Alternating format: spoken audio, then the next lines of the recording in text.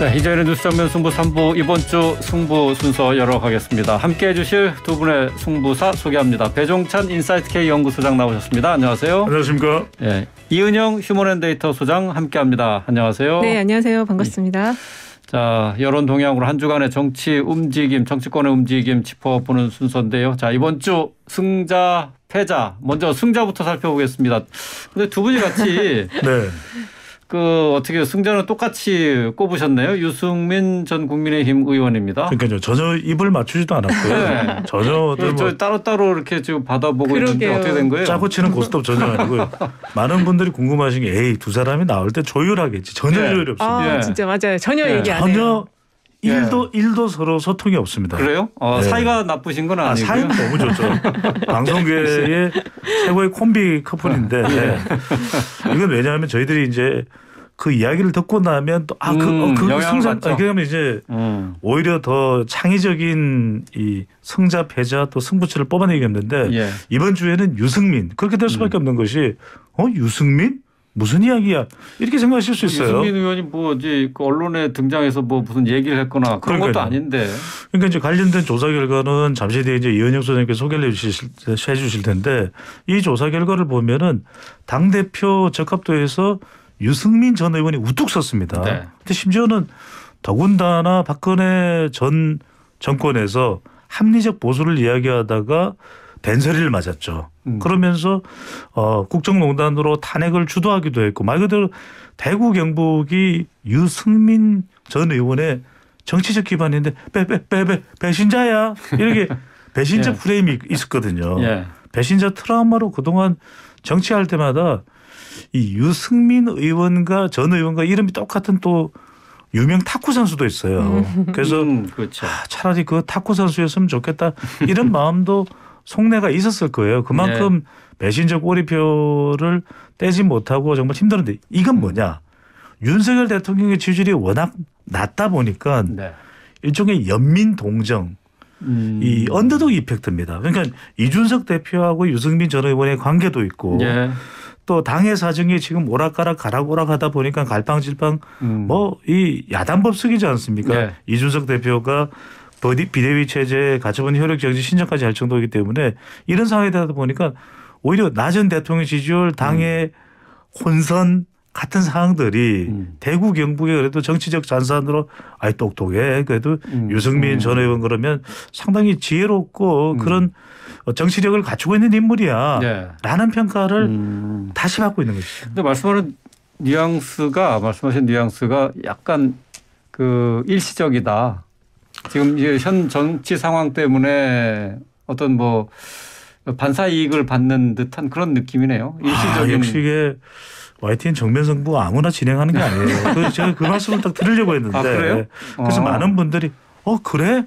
그러면은 그런 조사 결과면은 그 조사에서는 이준석 대표도 상당히 존재감을 지난번 이제 윤석열 대통령의 엄지척 따봉 이 문자 이후에 존재감이 뿜뿜하고 있거든요. 그래서 그래 두 사람이 뭉쳐서 신당이라도 창당하면 대단할 법한데 그건 그렇지가 않은 거죠. 왜냐하면 다시 또 국민의힘 중심으로 돌아온다는 건 쉬운 일이 아닐 뿐더러 당원들이 이 조사는 이제 당원들이 포함된 건 아니에요. 당원들에게 윤석열이냐 유승민이냐 또 이준석이냐 물어보면 이건 또 다를 거예요. 또 하나는 이제 우리가 신당을 쉽게 생각하는데 그 조사도 보면 신당을 물어볼 때 더불어민주당을 넣지는 않았어요. 보기로. 그래서 우리가 왜 신당 그러면 사람들이 신당? 좋을 것 같은데 괜찮아. 새롭잖아. 그런데 정작 출범하고 나면 대체적으로 신당 이럴 때의 기대감보다는 좀 떨어지기 마련이에요. 그래서 이게 정작 그래 국민 여론이 이렇게 환영이야. 그럼 당장 다음 달에도 출범할까? 실제 정작 해보면 그렇지가 않을 수도 있다는 거죠. 자, 이 소장님, 배 소장님 해석에 전반적으로 동의를 하시나요? 그렇습니다. 지금 어쨌든 이 한길리서치가 쿠키뉴스 의뢰로 한 차기 당대표 적합도 국민의힘 적합도에서 보면 유승민 의원이 23%로 1위가 됐어요. 국민의힘 지지층에서는 12.5%인데 어쨌든 전체적인 여론에서는 1위를 했고요. 이준석 당대표가 지금 두 번째 16.5%, 오히려 그 국민의힘 지지층에서는 18.6%로 높았습니다. 좀 더. 그다음에 이제 안철수 13.4, 나경원 10.4, 주호영 5.9, 김기현 4.4, 정진석 2.6, 권성동 2.5, 장제원 2.2 해서 이 조사가 재밌는 게 윤핵관 그 분들이 꼴찌예요. 그래서 지금 그 차기 그 국민의힘의 당대표와 관련해서 유승민이라는 정말 지금 전혀 거론되지 않았던 인물이 보기문항에 넣으니까 이렇게 확 올라왔다라는 것 자체가 상당히 지금 좀 주목할 만한 대목이다. 이렇게 해서 선정을 했습니다. 네. 지금 신당 창당 얘기까지 쭉 말씀하셨는데 그 부분에 대해서는 어떻게 보세요? 그 뉴스토마토가 미디어토마토 의뢰로 한 조사에서는 일단은 이제 보수신당 유승민 플러스 이준석의 보수신당에 대해서는 42.5% 지지하겠다. 굉장히 지금 10명 중 4명이니까 많은 거고요. 국민의힘은 29.8이에요. 그리고 이제 다른 당 지지가 18.1, 잘 모르겠다 5.8 정도 나왔는데요. 이게 이제 보수 성향층은 국민의힘을 그냥 그대로 지지하겠다고 56.2지만 어쨌든 중도 성향층이나 이제 이런 중도 성향층에서는 보수 신당 지지가 좀 높게 나오는 것 같습니다. 근데 실제 이제 가능성은 배 소장님 얘기하신 것처럼 실제 창당한다 하면은 이게 또 한다고 하면은 좀 떨어질 수도 있어요, 지지율이.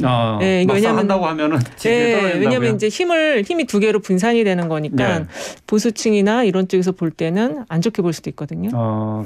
그러니까 신당이라는 것은 말 그대로 해성같이 등장해서 돌풍을 일으켜야 되거든요. 2016년에 국민의당이 녹색 열풍을 일으켰던 이유는 시점도 그랬고 양강구도 두 정당에 대해서 더불어민주당과 자유한국당 이 새누리당에 대한 이 정치 혐오가 있었거든요. 그래서 제3지대가 먹힐 수 있지만 지금은 꼭 그렇지만은 않습니다. 그래서 그 조사에서도 미디어토마토와 뉴스토마토의 조사에서도 신당이냐 국민의힘에 대한 불만이 분명히 있죠. 국민의힘이 그럼에도 불구하고 국민의힘 지지층은 국민의힘을 지지하는 걸로 나타났던 것은 신당에 대해서 더불어민주당이나 또 중도층에서 지지하는 결과로 나타났는데 정작 더불어민주당이 존재하는데 신당을 지지할 거냐 그렇지는 않다는 거죠. 그래요. 그러니까 이제 이렇게 여론조사를 해보면 새로운 거야 좋은 거야 그에 대한 응답의 적극성은 나타나지만 정작 실제 현실 정치 리얼월드에서 해보면 그 정도로 파괴력이 있는 건 아니라는 거죠. 그래요. 신당 창당 그러니까 순식간에 해가지고 싹 선거에서 활용을 하고 그 시간이 지속될수록 이 지지율은 떨어진다. 그런 얘기네요. 지지부진해지죠. 그런데 이제 합리적 보수라는 그 사이즈가 항상 좀 있거든요. 근데 이제 그게 국민의힘 당내에서 그 영남권이라는 지역 기반에서 항상 그게 좌절이 됐었는데 이번에는 조금 더 추이를 봐야 될 것 같아요. 왜냐하면은 이 수도권이나 또 영남 지역에서도 지금 대통령과 당에 대한 지지율이 대통령에 대한 지지율이 워낙 지금 안 좋기 때문에 어떤 새로운 당이 필요하다, 출현이 필요하다. 이거 민주당도 사실 지금 지지율이 상승하고는 있지만 뭘 잘했냐 이런 얘기가 나오고 있어요. 그래서 어떤 새로운 제3당에 대한 갈망의 요구들이 굉장히 지금 높아지고는 있다. 이렇게 볼 수 있겠습니다.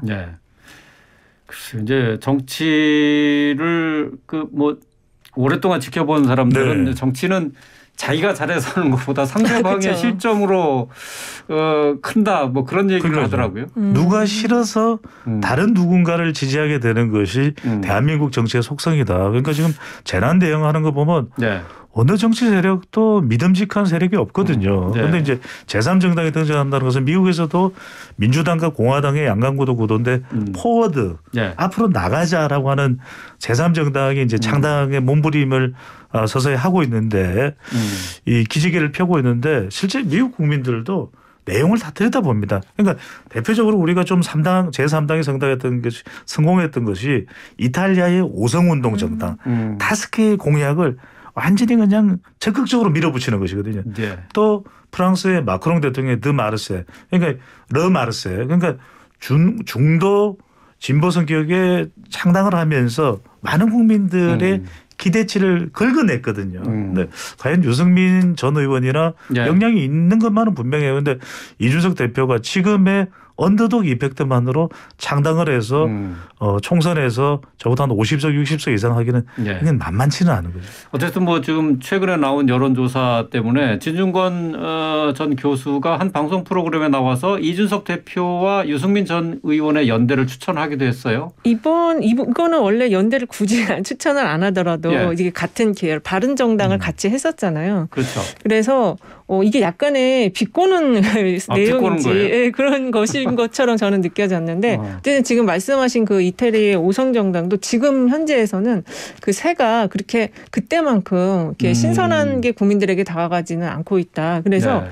결국에는 이 정당이라는 것이 어떤 새싸움의 영역도 있잖아요. 예. 근데 지금 이 유승민 의원이나 이준석 대표 같은 경우는 과연 이 나라를 맡겼을 때 그거를 감당할 수 있는 새가 있냐, 그리고 그거를 헤쳐나갈 수 있는 어떤 추진력을 갖고 있느냐, 이런 점 때문에 보수 쪽에서도 조금 미덥지 않아 하는 부분이 있어요. 그러니까 개인기뿐만 아니라 지지 기반도 살펴봐야 되는 거죠. 기반이 굉장히 중요하죠. 기반이 중요하다. 네. 예.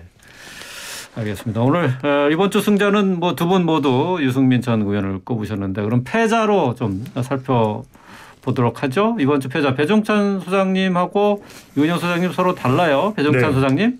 저는 재난 대응 시스템으로 했습니다. 재난 대응 시스템. 예.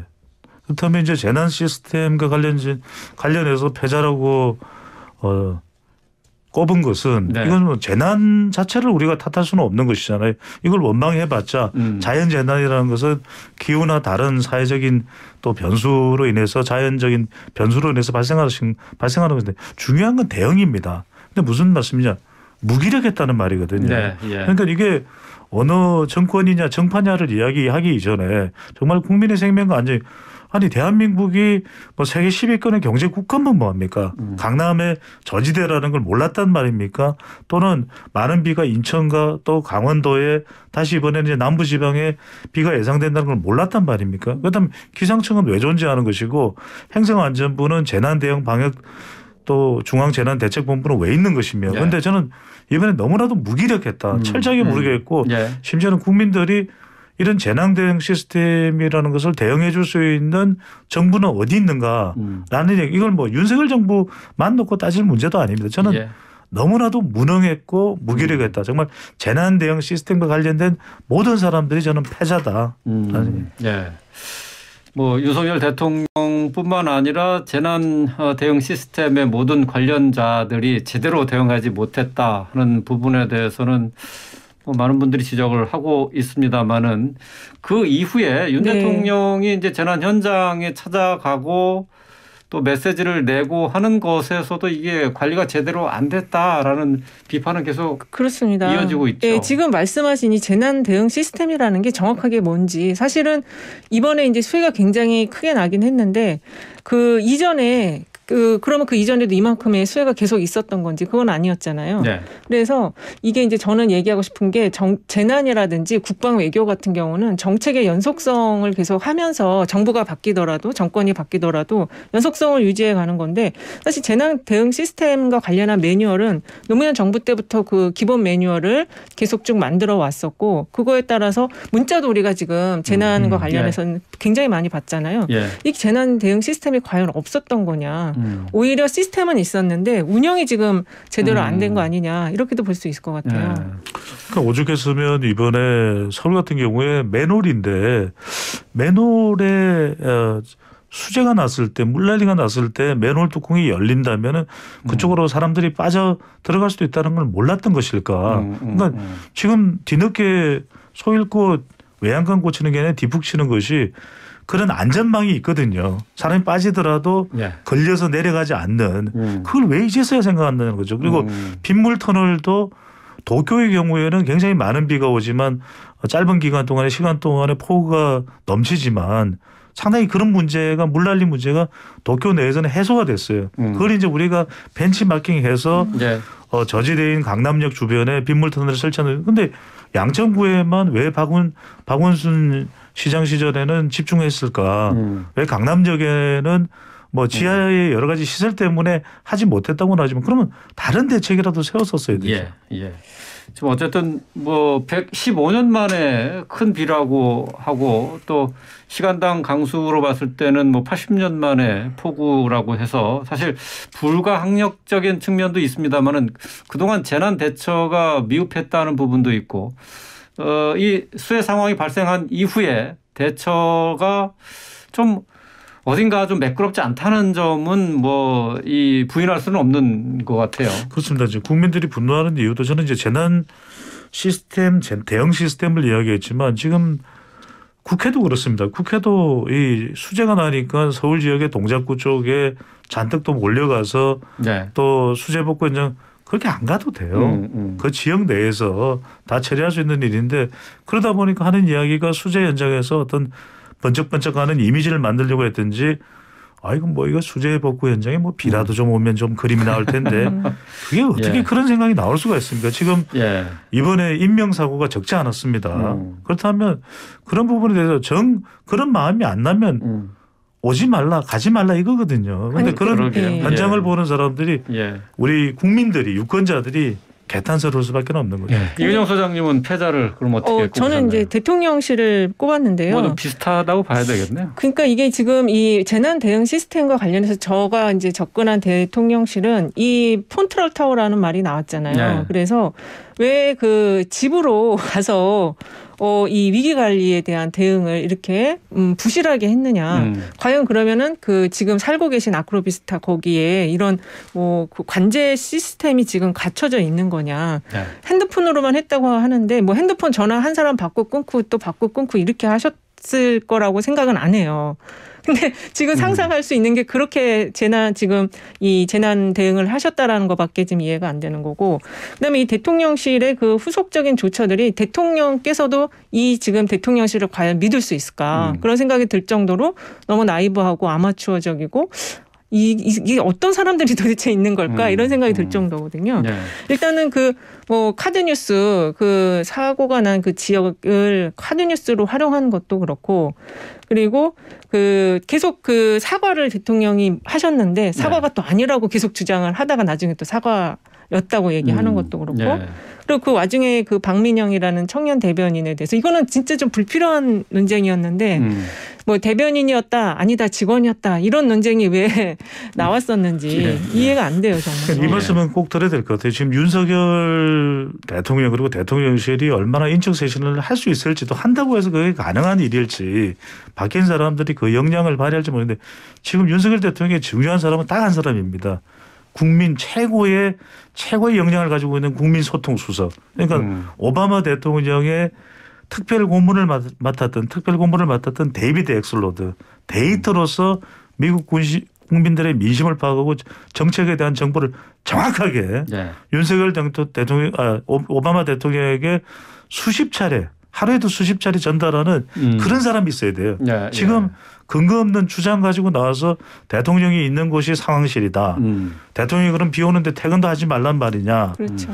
이건 학력하고 상관없어요. 맞아요. 자꾸만 우리가 학력이나 또는 고도의 경험을 가지고 있으면 모든 상황을 잘 대처할 것 같은데 그렇지가 않아요. 그러니까 그런 역량을 가지고 있는 인물이 있어요. 그 사람을 뽑아다가 엑슬로더를 그대로 지금 대통령실에 그 한 명만 있어도 상당히 많은 문제가 고충이 해결될 수가 있을 겁니다. 사실 아까 그 뉴스토마토가 미디어토마토 의뢰로 지금 8일에서 10일 날 조사한 거에 의하면 인적 쇄신에 대한 문항이 있었어요. 그래서 인적 쇄신을 어느 정도 해야 되느냐. 전면적으로 해야 된다가 57.3% 나왔고요. 부분적으로 해야 된다가 20.7%. 인적 쇄신 하라는 게 지금 78%가 나왔습니다. 그래서 이게 인적 쇄신이 이 소장님 말씀하시지만 저는 이게 어려울 거예요. 지금 윤석열 대통령이 취임 100일이 다가오는데 그동안 수도 없는 조언들을 했잖아요. 우리 YTN을 비롯해서 정면성부에서 특히 정말 영양가 있는 좋은 또 컨설팅을 많이 했는데 그게 받아들이지 않는 것은 두 가지 이유라고 봅니다. 하나는 이제 일단 이 구성원들 자체가 대선 때 상당히 귀한 인물들이다. 그 사람들을 그냥 내팽개칠 수가 없는 사람이고 실제 이들이 인적 구성되는 데 있어서 윤석열 대통령과 가까운 검찰 관련 인사도 있겠지만 또 국민의힘 내부에 또 중진들과 관계되는 사람들. 그래서 저는 이 인연을 끊어내기는 매우 힘들 것 같아요. 예. 근데 윤 대통령의 국정 지지율이 네. 22개 나라 지도자 가운데 꼴찌를 기록한 여론조사가 나왔다고요? 맞습니다. 이게 지금 그 정치정보 시스템이라고 이제 미국에 있는 회사인 것 같은데요. 여기가 그 플랫폼에 기반해서 온라인 조사를 했어요. 그리고 이게 이제 그 나라마다 22개국을 하다 보니까 온라인 조사군요. 네네, 예. 온라인 조사여서 500명부터 5,000명까지 이제 각 나라 상황에 맞게 샘플을 추출해 갖고 조사를 한 겁니다. 근데 여기 이제 긍정평가가 19%.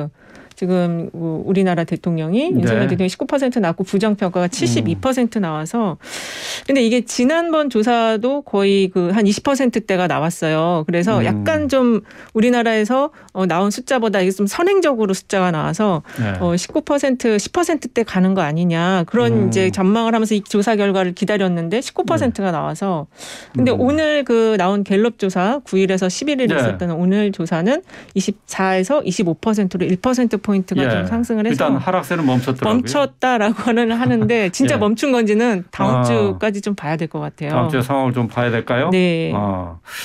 어쨌든 뭐 이게 그 온라인 조사기 때문에 이거 뭐 신뢰도는 조금 신뢰도를 뭐 이렇게 담보하기는 좀 쉽지 않을 것 같고요. 그렇습니다. 뭐 이 조사 뭐 절대적인 건 아니겠습니다. 상대적인 비교는 가능하거든요. 미국의 모닝 컨설트가 3일부터 이제 9일까지 실시를 한 조사 결과인데 22개국의 정상을 대상으로 합니다. 그런데 22개국 중에서 윤석열 대통령이 19%로 제일 꼴찌예요.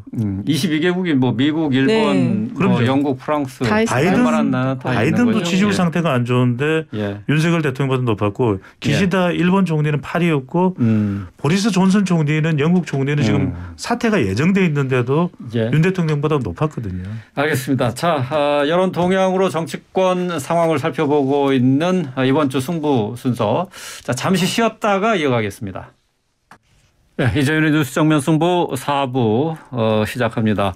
이번 주 승부 여론 동향으로 정치권 움직임을 짚어보는 순서죠. 이번 주 승부 3부에 이어서 계속 이어가도록 하겠습니다. 배종찬 인사이트K 연구소장, 이은영 휴먼앤데이터 소장과 함께 하고 있습니다. 자, 이번에는 계속해서 이번 주 승부처 어딘지 짚어보도록 하죠. 먼저 이은영 소장님. 네, 저는 그 대심도 베스터너라고요. 정기국회를 꼽았습니다. 그래요? 예, 지금 일단은 다음 주가 윤석열 대통령 취임 100일입니다. 그렇죠. 그래서 지금 역대 이제 100일 즈음에 그 대통령들의 성적표, 그러니까 지지율을 보면은 두 번째로 낮아요. MB, 그러니까 이명박 대통령 21%, 윤석열 대통령 지금 26%여서 사실 이제 이게 갤럽 기준으로 그렇고요. 그 역대 대통령들 DJ는 이 시기에 100일쯤에 62%, 노무현 대통령이 40%, 박근혜 대통령 53%, 문재인 대통령 78%였거든요. 네.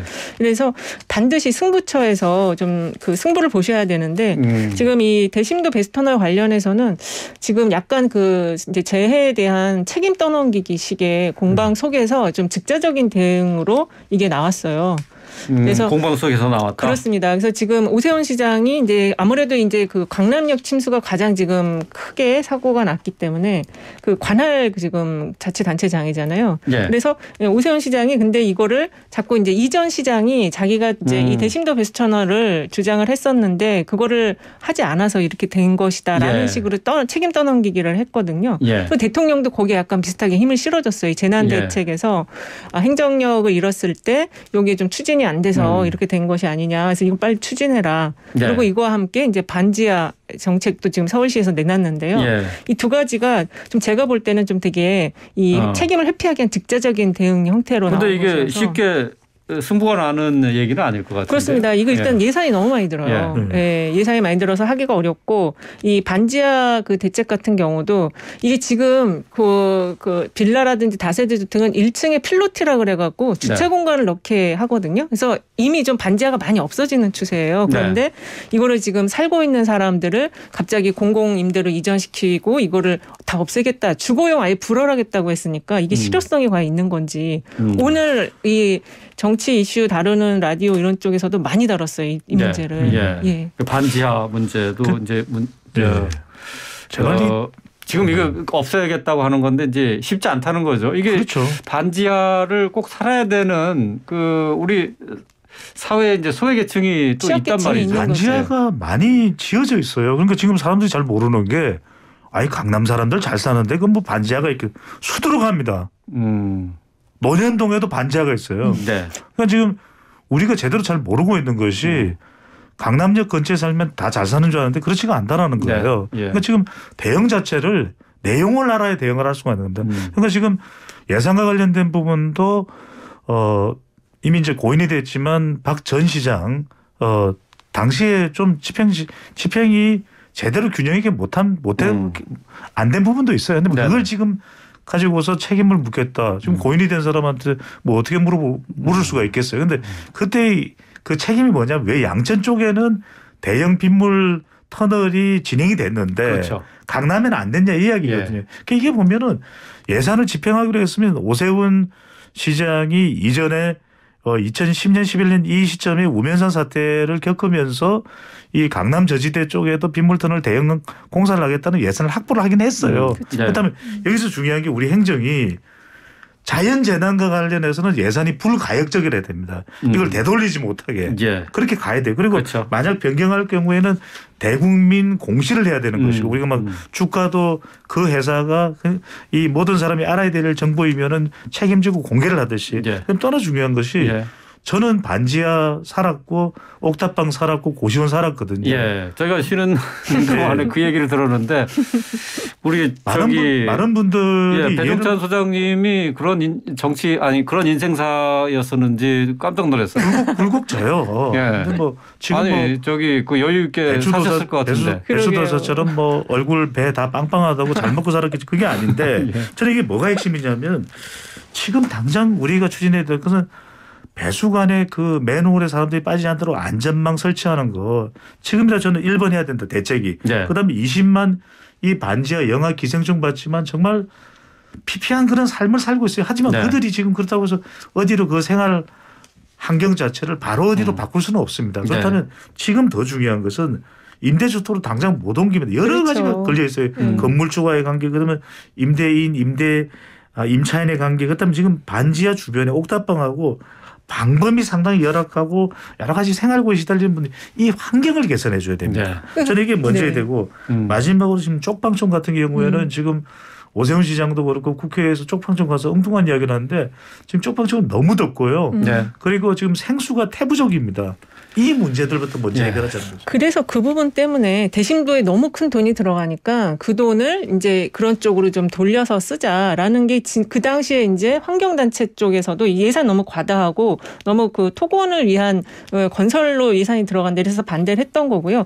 그리고 이번에도 보면은 이 수심로를 그러니까 배수로를 만드는 것도 중요하겠지만 거기 막히는 그 위에가 막히는 부분 때문에 이게 더 관리가 안 된 부분이 더 문제가 됐던 거잖아요. 그러면 그 부분에 대한 개선책을 조금 이번에 사고가 크게 났으니까 여러 그 학자 전문가들을 좀 모아서 심도 깊게 한번 접근을 할 필요가 있다는 생각이 들어요. 어쨌든 뭐 빗물 터널도 만들어야 되고 그렇죠. 지금 현실적으로 이제 반지하 같은 경우에도 점차적으로 줄여나가고 없애야 되는 것도 맞는 거예요. 예. 근데 어쨌든 그 과정에서 어떻게 지금 소외계층한테 이 주거 안정을 대책을 마련하느냐. 그럼요. 이 부분은 현실적으로 이제 정치를 통해서 행정을 통해서 또 풀어나가야죠. 이거 내 탓, 남의 탓 하지 말고 빨리 힘을 합쳐서 이걸 해결해라. 예를 뛰어넘어서 이 정면성부 이재원 의원께서 너무 좋은 말씀해 주시는데 얼렁뚱땅하면 안 됩니다. 저는 하더라도 좀 제대로 해서 이게 손을 잡고 이런 일로 여야가 손을 잡을 수가 있거든요. 또 이 소장님 이번 주 승부처 정기국회 뽑으셨는데 뭐 사실 설명 지금 듣죠. 네, 다음 주에 지나면은 정기국회 이제 바로 지금부터 준비가 됐어야 되는데 하고 있는지 모르겠어요. 그래서 사실 그 지금 대통령 지지율이 낮지만 핵심적으로 하고 싶어 하시는 그 사업에 대한 입법을 이제 다음 정기국회 때서 뒷받침해야 되는데 지금 거의 아수라장이 된 느낌입니다. 자.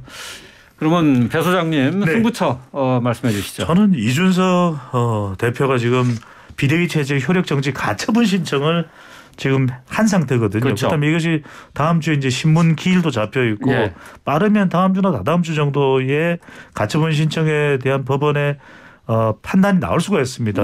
인용이냐. 그러니까 이준석 대표의 주장이 바로 나올라나요? 예. 이거 왜냐하면 가처분 신청이 뭐 시간 더 걸릴 수도 있지만 이게 마냥 또 계속해서 진행될 수가 없는 것이 그게 이제 가처분 신청의 취지거든요. 그런 만큼 어떤 결과가 나오느냐에 지금 초미의 관심이 모아져 있어요. 이준석 대표가 요구한 이 가처분 신청에 대해서 인용이 되느냐 받아들여지면 이거 비대위 체제 잘못된 거예요. 반대로 이제 기각이 된다면 이건 전당의 절차적인 문제고 절차적인 판단이기 때문에 그것을 법원이 관여할 수는 없다. 이준석 대표가 비대위 체제 효력 정지를 요구했지만 이것은 기각합니다. 예. 거절합니다. 이런데 저는 이게서 핵심은 뭐냐면 자꾸만 법조인 분들한테 이 결과가 어떻게 되면 막 압박을 해요. 그런데 그분들이 어떻게 알겠습니까?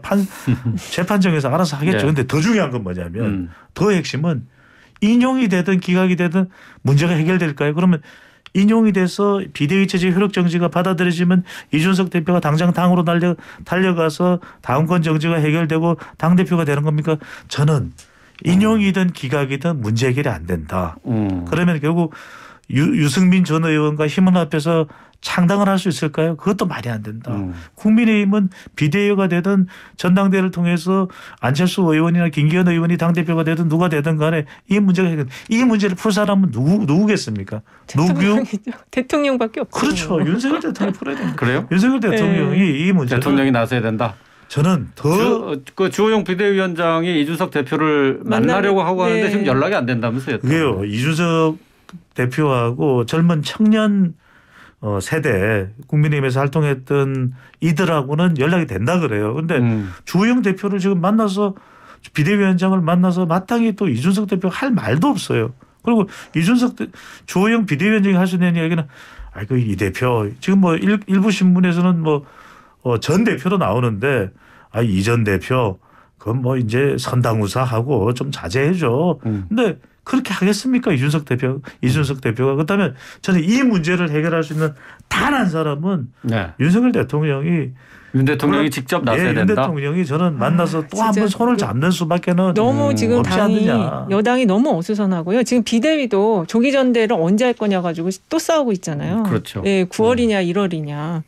너무 어수선합니다. 이거 지금 대통령이 사과하셨는데 재해에 대한 사과였지 이 국정 운영 총체적 난국에 대한 사과는 안 하셨거든요. 주호영 위원장은 조기 전대 할 생각은 없는 것 같은데요. 그러니까 본인이 지금 이제 장악을 했으니까 자기 체제로 계속 가겠다 이 생각이신 것 같아요. 주호영 비대위원장 본인 생각이지.